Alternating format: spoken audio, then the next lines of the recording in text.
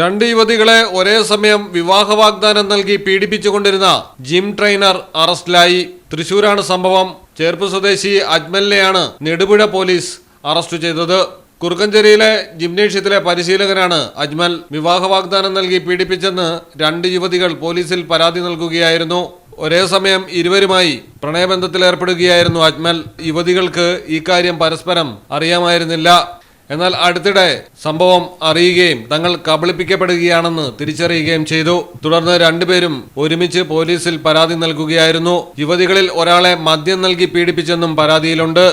പ്രതിക്കെതിരെ നേരത്തെ ചേർപ്പ് പോലീസ് സ്റ്റേഷനിലും സമാനമായ കേസുണ്ടെന്ന് പോലീസ് വ്യക്തമാക്കി. വിവാഹ വാഗ്ദാനം നൽകി പീഡിപ്പിച്ചെന്ന കേസിലാണ് ഇതുപോലെ അജ്മൽ നേരത്തെയും പ്രതി ചേർക്കപ്പെട്ടത്.